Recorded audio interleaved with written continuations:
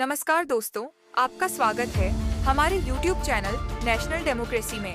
आज हम आपके लिए बांग्लादेश से एक महत्वपूर्ण खबर लेकर आए हैं जो मोहम्मद यूनुस की चीन यात्रा से जुड़ी है। विरोधी एक्टिव, सेना पर सस्पेंस और चीन की शरण में मोहम्मद यूनुस। क्या बांग्लादेश में कुछ बड़ा होने वाला है? मोहम्मद यूनुस सरकार आज से चीन के 4 दिवसीय दौरे पर है। शेख हसीना के तख्ता पलट के बाद से बांग्लादेश का झुकाव एक झटके से भारत से हटकर चीन की तरफ हो गया है। पड़ोसी मुल्क बांग्लादेश आज अपना 55वां स्वतंत्रता दिवस मना रहा है, लेकिन पड़ोसी मुल्क का यह आजादी दिवस बेहद अस्थिरता और उथल-पुथल भरा है। पिछले साल 5 अगस्त को शेख हसीना के तख्ता पलट के बाद सत्ता पर काबिज मोहम्मद यूनुस और सेना के बीच तनाव चरम पर है। सेना की बगावत और तापलट का अंदेशा जताया जा रहा है। ऐसी स्थिति में यूनुस आज से चीन के दौरे पर जा रहे हैं। स्वतंत्रता दिवस के मौके पर मोहम्मद यूनुस आज शाम 7 बजे देश को संबोधित भी करने जा रहे हैं। बांग्लादेश की सेना यूनुस से असंतुष्ट नजर आ रही है। सेना कई मौकों पर जल्द से जल्द चुनाव कराने की बात कह चुकी है ताकि सैनिक अपने अपने बैरक में लौट सकें। ऐसे में यूनुस सरकार के तख्ता पलट की अटकलें लगाई जा रही हैं। हालांकि बांग्लादेश सरकार ने तख्ता पलट की इन अटकलों को सिरे से खारिज किया है। मोहम्मद यूनुस ने बांग्लादेश के स्वतंत्रता दिवस की पूर्व संध्या पर देश को संबोधित करते हुए कहा था कि लोगों को गुमराह करने के लिए एक के बाद एक झूठी जानकारी फैलाई जा रही है ताकि देश में अस्थिरता पैदा की जा सके। अफवाहें फैलाने के लिए नए तरीके अपनाए जा रहे हैं। यूनुस ने कहा कि देश में जैसे जैसे चुनाव नजदीक आएंगे वैसे ही गलत सूचनाओं को फैलाने में लगे। लोग इसे और तेजी से अलग अलग माध्यम से फैलाएंगे। हम और आप जानते हैं कि इसके पीछे कौन है और वो ऐसा क्यों कर रहा है। हमने इन अफवाहों और झूठे सिद्धांतों के प्रचार को रोकने के लिए संयुक्त राष्ट्र से सहयोग मांगा है। हमें संयुक्त राष्ट्र के महासचिव ने इससे निपटने में सहयोग देने की बात भी कही है। चीन की तरफ है यूनुस सरकार का झुकाव। मोहम्मद यूनुस सरकार आज से चीन के 4 दिवसीय दौरे पर है। शेख हसीना के तख्ता पलट के बाद से बांग्लादेश का झुकाव एक झटके से भारत से हटकर चीन की तरफ हो गया है। इस दौरान उनकी मुलाकात चीन के राष्ट्रपति शी जिनपिंग से होगी और दोनों द्विपक्षीय संबंधों को बेहतर करने की दिशा में कदम उठाएंगे।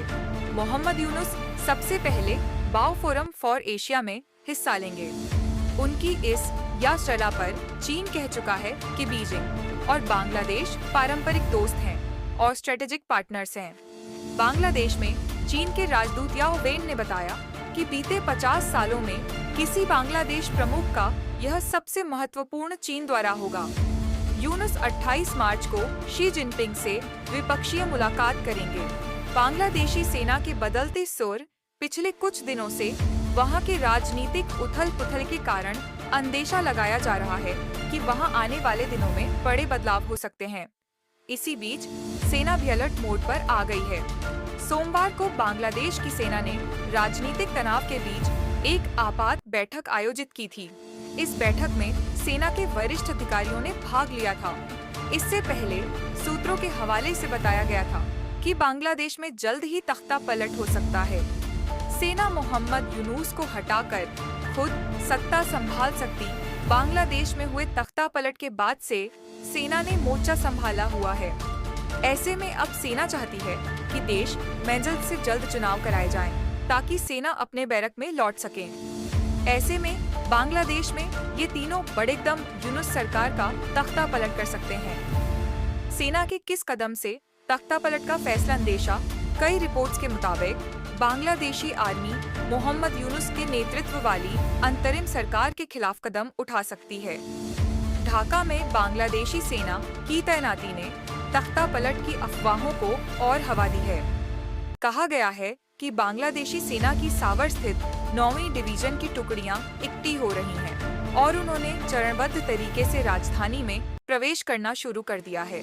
पिछले साल 5 अगस्त को बांग्लादेश में शेख हसीना सरकार के तख्ता पलट के बाद मोहम्मद यूनुस सरकार को अंतरिम सरकार का मुखिया बनाया गया था।